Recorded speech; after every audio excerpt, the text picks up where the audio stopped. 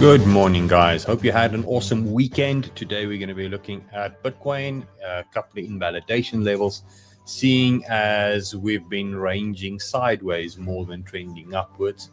And I want to take that same invalidation levels and have a look at the alts. Now, this week's going to be a critical week for us as well, because there's a little bit of a fundamental news that's going to be kicking in as well. So we need to make sure that we get up to speed with what is coming in red folder event news for us. And that's going to also carry a lot of weight when it comes to the federal funds rate, which is not loading as I'm clicking on it. So it's going to be a busy day, today's stream. So let me know where you're tuning in from. Good morning, Renee. Good morning, BZY. Hope you had an awesome weekend as well. Okay. Let's have a look at Bitcoin weekly briefly. Anything and everything I say when we look at 4-hour time frames or narrower is going to be trading related information. So we're trying to get in and get out to make dollars. Anything higher than that, when we look at the daily, the weekly, and so forth, that is for your long-term bags. So you need to define where you are and use the information that I'm going to be sharing with you in the right context. It's very important. Okay. So from the HODL point of view, this is Bitcoin on the weekly time frame. Any downside that I still see that could potentially play out is still bullish downside by the dip bottoms. Okay. And the only time I'm really going to start getting nervous and saying, okay, right now I need to think about laddering out from the BTC buys from 15,000 or anywhere where you might have got in mid-move from 15,000 all the way to 120 where we are right now is 104,000. So if we start trading below that in this area between this green line and this green line, that is bear market territory for me, and that would be bad. So that is what I'm trying to guard against with the most of today's information. It's just to let me not find myself being trapped in that area. Because we know the alts, they have a tendency when Bitcoin dumps to hurt you many times over, way more so than BTC. So it's an important level to keep in mind. So we're bullish, we're fine, and the pursuit for finding new higher highs means that you're always going to have to give back a little bit at the top to find out, to see whether it's going to move. So this is a necessary evil that any in HODLer needs to deal with. Okay, so bullish on the weekly, everything still looks good, large time frame. The daily, however, is where things turn a little bit sideways to an extent, because we were looking at buying at 108,500, which is roughly where my average BTC buy was. And the hope was that we're going to go and make higher highs, sweep hidden bearish divergence off the table, start trending against the axis, doing something like we did there. And by today or mid this week, we would be fighting for 120K. And that was the idea and the play off the bottom buys from last week. Now, there's nothing wrong having these larger targets or dreaming big, because when we try and look for confluence, it's something that we want to use to substantiate the idea. You want to buy because you think it's going to go up. You want to sell because you think it's going to go down. So it's no use buying if I'm thinking it's just going to go up $1,000, And the chart that I use is Bitcoin's point and figure chart. And if we look at the chart at this stage, it shows us that there's gaps at around 114,200 and 116,800, and then bigger so, a massive one at 120. So what does this mean? These are pockets where price ran away from liquidity. And when that happens, it functions the same way as a CME gap. So what happens is price will find its way back into that area, fill the liquidity, and either then reverse trend or continue on trend. So every time you see these sell zones and buy zones on my point and figure chart, it is because we had a reason for price to go back to that area, that liquidity. Now, one thing to take note, the better way to do this is have this on the 1 minute, but TradingView limits the amount of candles that it uses to populate these point and figure boxes, because it's like a box, doesn't function as a normal candle, which means that the data gets truncated at some stage and distorted. So if you zoom out, at one stage, depending on your trading view plan, your view is going to get just distorted for that matter. So I tend to use it on the 5 minute, and I keep these boxes there. However, looking back at the past, some of them won't have the gaps anymore. Some will still have the gaps, some won't. Okay, I think the limit is 20,000 candles, 1 minute candles that trading view allows on my pro plan. And it means that this image is nice and clean and clear, but as time goes on, it starts truncating the data. Okay, so for now, the hope is if we can hold support, and we'll look at that support level, that price will still push to 120, or alternatively 114, 116, depending on how crazy things will get. But now there's also a certain area that we need to lift, because if we keep on holding on for hope, what if we're wrong? And that's the invalidation level that I want to share with you guys for today. So let's quickly have a look at that invalidation level. So I'm going to go back to BTC chart, and it's simple. You can use the RSI and say, okay, right, if this is the pivot, where's the invalidation level? Well, if we were to go make a lower low, the argument is that our strong bullish divergence prediction fib level says that we shouldn't go lower than 102,790. So where we're at right now, in order for us to say abandon all hopes for HODL long, means that Bitcoin can bounce at 104, which is in the buy zone. If Bitcoin bounces and goes to 104, but sweeps past 102,700, use the next high to get out, because then statistically, we're going to be moving down lower. Okay. And this is just all, like I always say, statistically, is just the probabilities of how the market tends to move. So what do I mean by that? If we have a look at these highs here, between these highs, there's divergence there. What do we have? We've got the market making a higher high, clearly, and the RSI making a lower high, clearly. Okay. And then if we put our fib in there, you can see there that statistically that points to, although there will be a retrace, the chances are good that we're going to go make a higher high long term. That is why I'm still hopeful the market's going to move. Okay. If there's areas where it doesn't do that, that is it doesn't cross that line, that's when you get the deeper retraces. So if you use these scenarios here, where we've had a lot of strength. So let's have a look. There's the divergence. There's the first RSI. Okay, so let's use those 2 points. Crosses the line, there will be a higher high. But now it goes again, next to pivots. So now we're going to use these highs, these lows. Okay, moves in there, doesn't cross that line.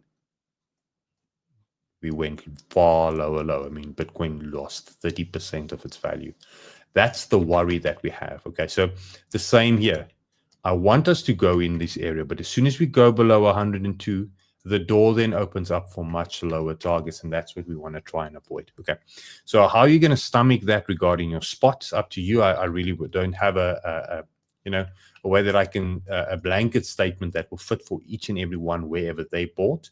But consider the following: any shakeouts, any fast moves down to these lows is okay. But as soon as we start moving past 102,700, change your mindset from bullish to bearish. Okay, that's the thing. So that makes sense, guys. Give me a comment in the comment section. Let's see, 777. Let's wake everybody up. Give me a 777. Let's see. It's about 106 people joining in live. That's it. Now, if you want to support the content, guys, do me a solid. Open your Blofin account using my affiliate link. Back the channel that backs your trades. And what that then does is it gives you access to my buddy indicator. Now, the buddy indicator works miraculously well, because what it does is it looks at all these divergences, all these analysis that I share with you guys, but it does that for you in a supportive way. So it tells you, listen, there is Bitcoin on the 4-hour time frame. We're in strong bearish divergence territory. We're in the sell zone, gives you the lines in purple. So now is the time to go short, and your TP levels as the market should sell down. And there it is. So it functions as a signal service as well, and an analysis tool. And all the information to this can be found within the Discord. So you click on the navigation channel and you go to how to use tools button. Click there It loads all the tutorials that I have, and then obviously there's the trend scope indicator and the buddy indicator that I use. So there's information on how you can use that. All available if just opening your account using my Blofin affiliate link. There you go. Okay. Now, let's see what I have, what we have. We've got Charles here saying, what you're thinking about Solana, definitely on the agenda for today. We're going to be talking about Solana. I see a couple of 777s, Mr. Stanku's here. It's Monday. Look, the market's flat, so people are losing interest. And I think I was speaking to Peter, and he's saying all the Europeans are slowly but surely going back to school. And so I think there's going to be new liquidity probably coming our way. But let's then talk about that before we have a look at the alts. So the argument was at one stage that the rate cut was going to happen almost immediately, in September. And because we had the non-farm payrolls figures come out way off base, and we have a stronger GDP than what was expected, Wednesday's PPI figures are going to be significant. So let's scroll down to where we're going to go.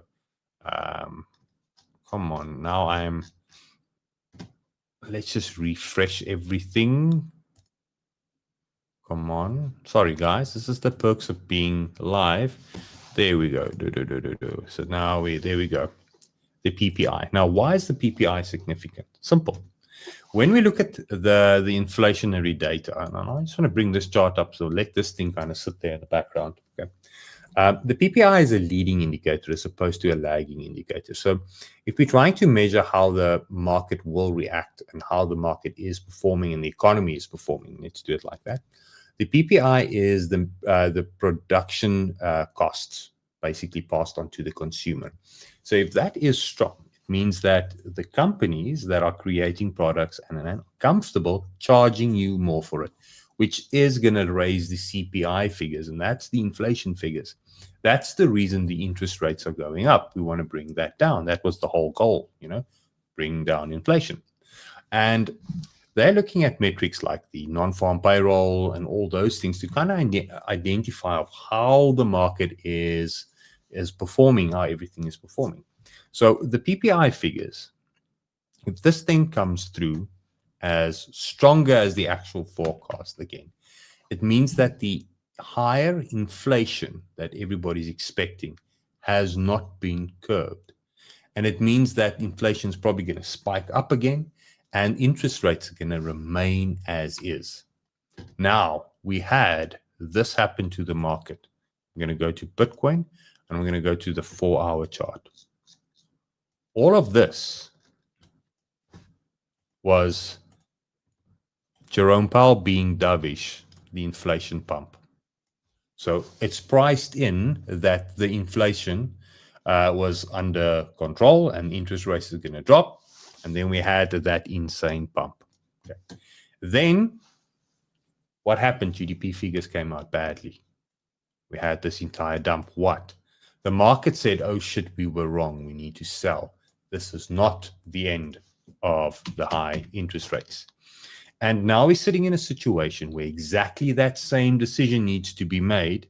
But this time we're going to be looking, and obviously the PPI figures are going to be more leading. So it's going to give us a clearer indication of whether the interest rates are going to get raised.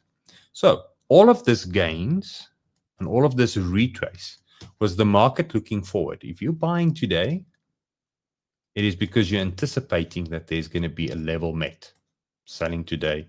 So everybody is doing exactly the same thing. So any action, the reaction of the result of that action is because of an expectation. People are buying because they think it's going to go up and selling because they think it's going to go down. So if the CPI or the PPI figures come out stronger than what it is, it means that inflation won't change and we will be back in this bearish narrative. And that then opens the door for 104. So that is what's going to hinder us for this week. Those figures, if they come out and they're weak, the market's going to rally. Okay. That's the positive. So keep an eye out for those things. Okay. Plan accordingly. Now you've got invalidation levels. You know what's going to happen. And you know what we need to look for. Now, if you look at the Dixie, the key here is, let me just quickly expand the chart. The key here is when the Dixie trends bullish, bad for all crypto, Bitcoin, everything, stock markets. If the Dixie can break trend, start moving down, the market will go up and we will have a bullish move. And where we're at right now is a hard place to be, because if you look at Bitcoin 4-hour time frame, we're not trending, we're chopping sideways. The market is trying to figure out whether we're going to go up or down. Everybody's indecision because it's a lot of volatility up and down. It is because we're at the precipice of a new trend forming. Either we're going to go up or we're going to go down. And all these figures, all these data points are at that point where it's going to either decide whether that's going to happen, yes or no. And that means that you have to be a little bit patient with your bags. Don't necessarily just get out of everything, but don't be complacent.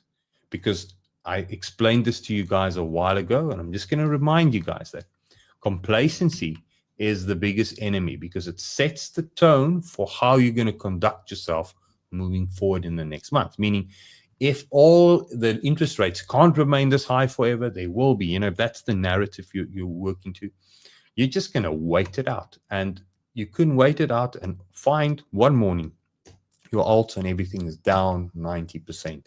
That's how quick this move happens, this anxiety, denial, panic. So don't let that be the case. And another thing that I say to you guys is complacency hides itself. It hides itself through a Bitcoin that's maybe not selling off that crazy. I mean, we're above 100K. We're still in a good space. Okay. But now you compare this Bitcoin in a good space to, say, Sonic, which is far from a good space. And if Sonic goes from 30 cents to 40 cents, that would look exceptionally bullish for the alts. But it doesn't necessarily mean that it is bullish for the market in general terms, because this coin might create that narrative, reinforce the complacency. And then when Bitcoin does go and retraces and lose 104, dump even harder. And some coins will probably peter sideways, some will pump in this duration of time. And it's those that pump that kind of tells us, no, there's nothing wrong. We don't have to fear the market. But the sad reality is that all of these coins are at critical levels, and we need to just be mindful of that. Okay. So I hope that I explained that in a way that it makes sense. I've tried my best. If there's any questions, drop them in the comment section. And as always, you can also just go over to the Discord and follow up in the discussion channel should you have any other questions. That's it. Right. Let's finish up with the altcoins, and then we can get cracking with the week. Okay. So I'm going to start off with the first coin. So in conclusion, let's maybe finish up with Bitcoin, give the fair values. 108,300 is my support. I will allow anything chopping around this area to be seen as just normal price action regarding this. And as soon as we go below 108, that is going to be really bad for me from a trader point of view. HODL point of view, you now know where the line is drawn. 102, go below that, that's going to be really bad. And because we're still trending bearish, we have not really made any higher highs or anything like that. The expectation is that you need to think from a short-term point of view that lows will get tested. Okay, now let's take that sentiment over to Ethereum. So as you can see, there's an insane amount of uncertainty in Ethereum. And last week we were very optimistic because we tested the axis, we moved back up, but we didn't make a higher high. So there's all the evidence is there, guys, that this is not ready to go on. I did warn you that there might be a lower low pending for all the alts. And with things are looking like that, and with the fact that the interest rate, the reason that things were going to be bullish weren't there, a strong PPI figure coming out the end of the week will potentially drive Ethereum into our buy zone, which I suggest is around 3,700, 900, 3,700 thereabout. So I still expect that ETH is going to push it down a little bit lower. Critical area of support for Ethereum then, in the same way as when is the last time we had divergence there. So if we use that level as support lives for Ethereum at 4,270. Start trading below that, you open the door for way lower. Solana, let's quickly have a look at Solana. Solana is right at resistance, yet again, with the market being what it is. What do we have? We've got higher high in price, okay, higher high in RSI. So Solana, if it gets above 209, that is still open for 240. But if we keep hitting our head against this resistance, with things being as it is, Solana could go test 170 again. Okay, sweep these lows. This one, as opposed to Ethereum, is actually much stronger, to be honest with you. Now, if I zoom out and look at Solana bigger picture, what we do have, though, is the range is narrowing. When we have these triangle patterns, it's normally a consolidation and a conclusion to something that will end up being big. Okay, so the rule always is that, you know, this leg, whatever happens, if you're going to go up or down, that's the amount of move that you can expect. You know, the height of the leg that creates the triangle. So that's just statistic. That's like fib numbers, you know, 23, 6, 38, 2 retrace. That's the statistical probability of that. So you see that Solana is hitting this 209. So now if you want Solana, is the worst time to buy because you're at resistance. And if you have good gains, it's the worst time to hold it because now you need to make a decision. Is it going to move on higher or do you bank some? Now, smart money, I would say, if you have a little bit, bank a little bit. Be open to the possibility of 240, but you need to be able to stomach at least a pullback to 176. That support level is still valid and strong. Okay. AAVE is one of the coins that I think I slipped through my fingers myself. You know, it's one of the few OG coins that went banana, cup and handle, if you would want to say that, and is trending up, and we're at range lows. Now, if I zoom into the 4-hour time frame and we look at where we are right now, the one thing that's bothering me is that we are losing support.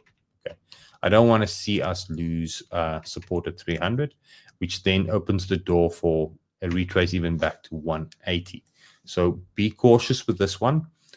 You're looking for higher time frame invalidations. So if the weekly closes as is below these levels, I would really start considering selling some. Okay, you've got a clear retail trend, stay above the trend, you golden, that kind of thing. But as soon as we start open closing below that, the door's open. My long-term buyback level for AAVE, this is now long-term, okay, is that we'll probably go and test these $115, $120 level again later on. That's the fear. That's the kind of punishment that the alts can give. And we know the move. If it's fast, it won't last. If it's fast, it won't last. So we want to see this thing kind of build a basing right sideways. So make sure to sell some of it. Yeah? Simple as that. Okay. Link, same thing. If it's fast, it won't last. If it's fast, it won't last. So we're sitting in a situation where we've now completed our fifth wave. Support lives at 21. Okay, let's zoom it in there, 21. RSI is telling us what? Let's bring in the RSI. Okay, RSI is giving us higher lows.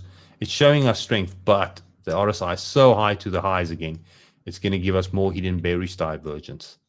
So simple. You can wait and see whether the market turns bullish, but as soon as we fall below this 21, you need to bank because then the doors open for lower lows. Okay, Bitcoin Cash. For me at this stage, this was a short scalp that did last week. And at this stage, let's just remove that because that was just a 5-minute trade. Higher high, lower high. What's the rule? Remain bullish unless we fall below the pivot. Okay, we've done that now. So Bitcoin Cash, there's gaps there, 550. The market where it's at right now, with the rates being where it's at, Bitcoin doing what it's doing, if it were to go test lows, you could see these coins move in this area. That would be the range where I would look to buy. Where we're at right now, this is a seller coin. 600 is a seller coin. Okay. And that's it. That's basically the big coins. Let's do one more. We're going to look at XRP. XRP, the big play is we want to see this hold. This one is doing what? We're making higher highs on the RSI. We're moving into hidden bearish divergence. The trend is still bearish. We're still in this 3 to 4 correction wave. This would be the opportunity for short traders to enter the market to try and drive price down lower again. So you've got the invalidation levels. You know how to put the puzzle together. You've got the support areas, 2.6, $2.9 an XRP. If we can break through, make a higher high, that changes the picture because then we'll come and test this area again. For now, that is the caution. If you're in a position or compromised position, be part of resistance rather than try and look for support. Get some out because XRP does have larger downwards targets should the market turn bearish. Okay, that's it. So I don't want to be doomsday. Like I said, I don't want to be doomsday. All of this could happen while Bitcoin just finds a floor to continue on higher. But complacency does tell us you have to have a plan with these things. And I hope that I've given you enough information for you to go and formulate your plan. Okay. Thanks so much, Rene. Let's see what Stanko has to say. What do you think about MYX coin? It doesn't stop. I don't know. I don't have a thought on these coins, to be honest. MYX. Let's have a look at this. Let's see. I'll use Bybit. Let's use Bybit. Okay.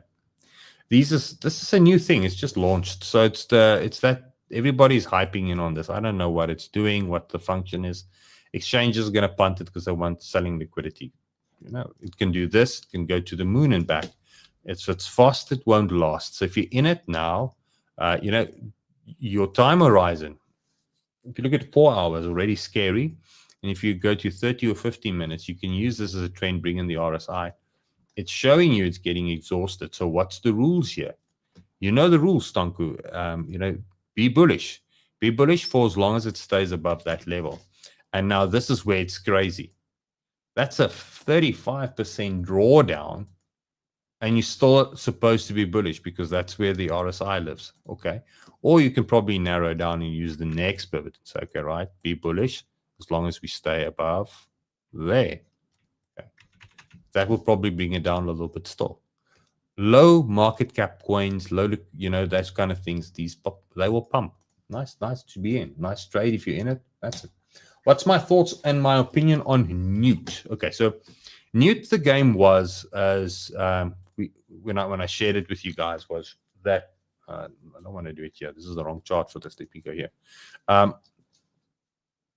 The game was we were going to double our money, which we did, and then we're going to buy back at this area. And if support is lost at 32, you're out.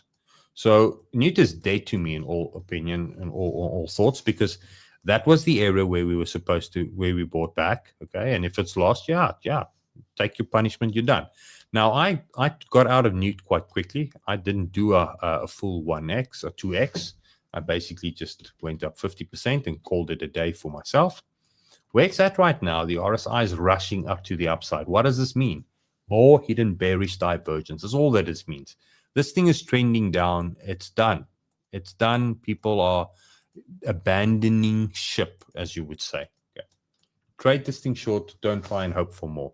If you're trapped, if you bought and you didn't sell any of this, use the upside to get yourself out.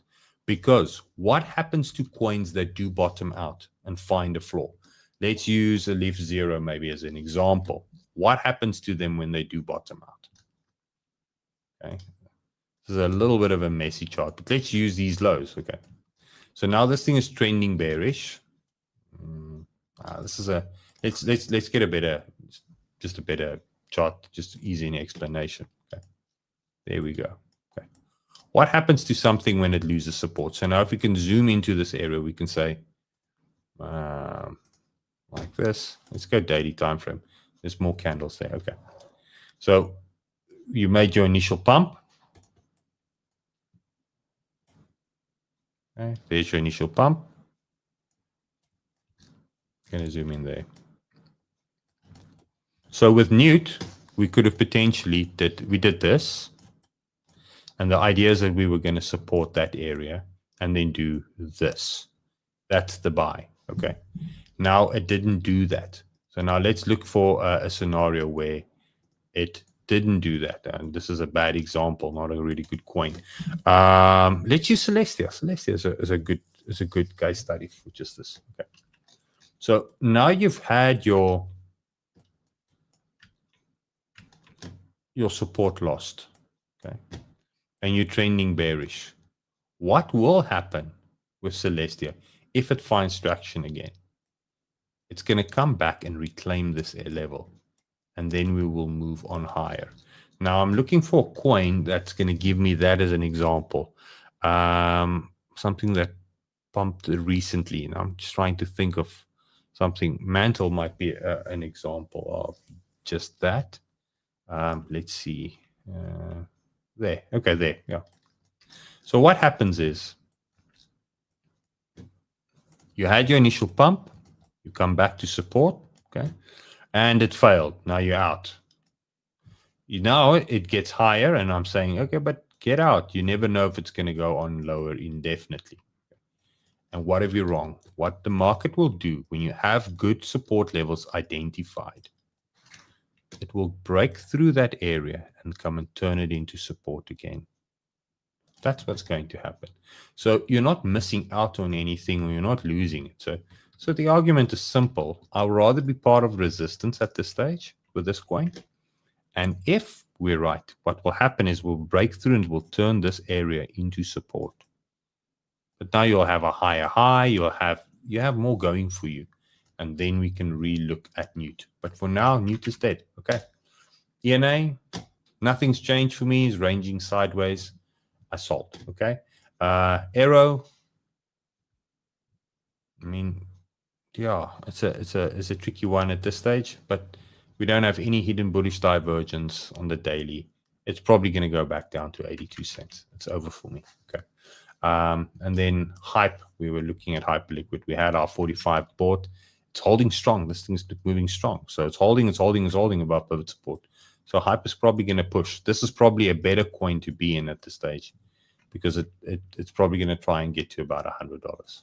Okay, so have a look at that. All right. But thanks, yeah, Celestia full. They were good examples of just that Filecoin. Thanks so much, guys. Have a lovely day. Thanks for joining. And as always, hit the like, hit the subscribe, share the video with a friend. Make sure to follow my socials. I'll be updating my Twitter page with all the charts, as well as the Discord discussion channel. There's going to be a few changes in the Discord happening today. I'm looking forward to implementing that. So make sure to go check that out. And that's it. Have a lovely day, guys. Cheers.